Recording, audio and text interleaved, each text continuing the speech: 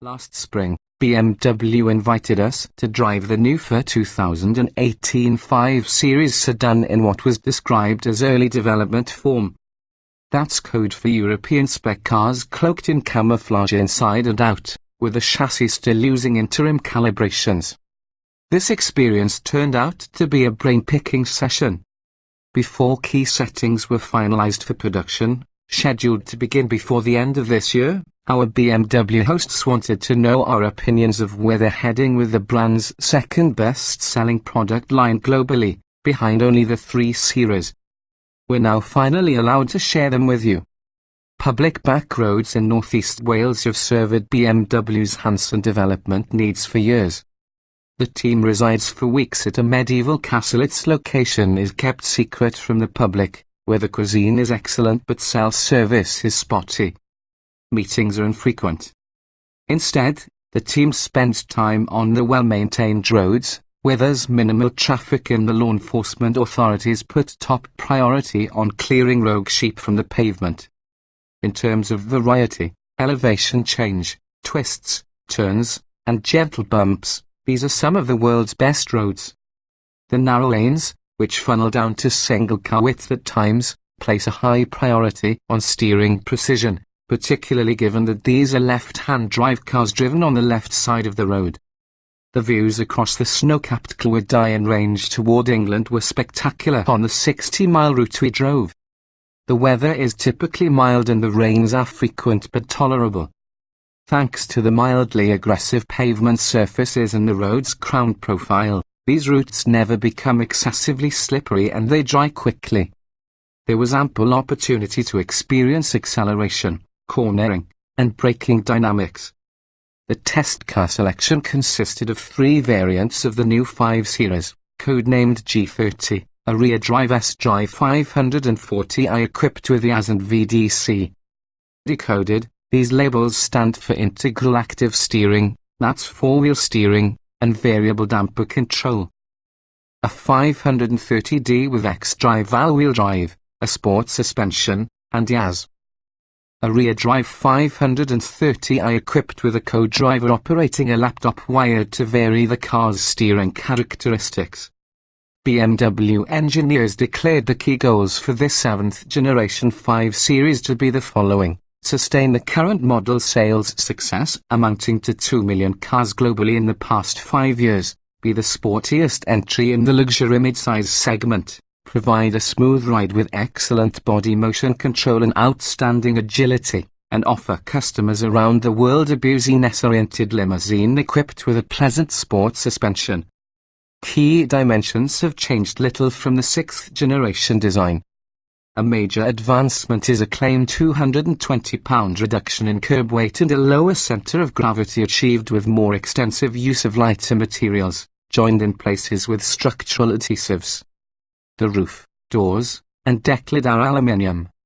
A die-cast magnesium beam runs between the pillars. While the unibody is mainly steel, aluminium castings and extrusions are used in key areas to provide the desired stiffness with the lightest practical weight. There was no mention of the carbon fiber elements used to trim weight in the current 7 Series. Run-flat tires are used extensively, as usual, because BMW says its customers regard the security they provide as a major asset. Tuning efforts focus on the run-flats first because they're heavier and have stiffer sidewalls than the conventional tires offered as standard or optional equipment in some markets. A significant new feature is an adaptive button on the center console that automatically switches between comfort and sport chassis modes depending on the driver's speed and behavior. When adaptive is selected, throttle response, transmission shift schedule, steering effort, and damping firmness all change according to the console button positions: Sport, Comfort, Adaptive, and Eco Pro. BMW's brilliant damper tuner Joe's van has chaperoned our drive in the turbocharged 6-cylinder 540i, which was riding on conventional, non-run flat tires. This car's steering was impressive thanks to a narrow onset to dead spot, immediate to center response, and commendable precision. Our one gripe was that the steering effort was much lighter than we believe is most appropriate for a BMW. The dampers provided competent control over body motion with no hint of harshness. Aggressive braking while turning did not fluster this 5 Series 1 iota. Next up was the 530D, equipped with all-wheel drive, 4-wheel steering, the sport suspension, and run-flat 19-inch tires. Here, our host was Manfred Ahrens, BMW's functional design driving dynamics manager for the 5 Series. Ahrens reported that development work begins with calibrations for the comfort mode before attention shifts to the more enthusiast-oriented suspension settings. Pressing the sport button on the console varies steering effort, transmission operation, and throttle response. No adaptive suspension in this car. The sport suspension dampers have a fixed calibration, and the ride height is 0.4 inch lower. According to Ahrens, 15 to 20% of US customers will choose the more handling-oriented suspension. We found this car too firm, even on the smooth Welsh roads, and not ideally suited to the tortured pavement common in the United States. The road texture excited the tire treads, sending noise and harshness straight into the cabin. The steering was perfect for effort but numb feeling and totally lacking in feedback from the road. Tapping the sport button raises steering effort by 10%, a change we found barely noticeable. Under the heading of general observations, we were impressed by the new 5's structural integrity.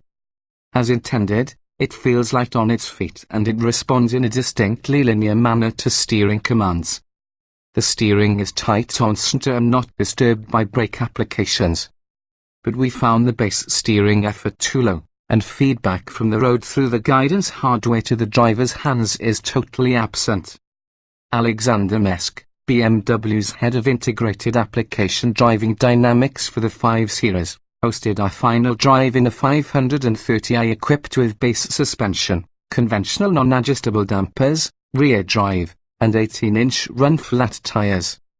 His task was to change steering calibrations on the fly via his laptop to determine if such alterations were perceptible and appreciated by the driver.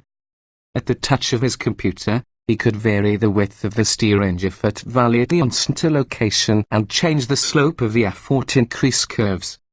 We had no difficulty detecting exactly what he was up to. After successfully passing this test, we challenged Mesk to tweak the variables that interested us most: how quickly the steering responds and the amount of road feel and feedback it delivers to the driver. Unfortunately, changing those calibrations are beyond the reach of Mesk's computer dialogue with the 5 Series' electrically assisted rack and pinion steering. He stressed that few, if any, BMW customers around the globe are requesting more tactility in their steering. Instead, the opposite is true. One of the most frequent words voiced during customer surveys is isolation. The buyers find that a desirable trait. Let's hope that the astute BMW engineers responsible for determining the 5's personality keep all the well-meaning suggestions they've gathered in perspective. A growing fan club is a wonderful thing as long as the core virtues supporting BMW's reputation, impeccable dynamics enhanced by an intelligent dialogue with the driver, aren't forgotten. The new BMW 5 Series will bow at the Detroit Auto Show in January, and cars should arrive at US dealers shortly thereafter.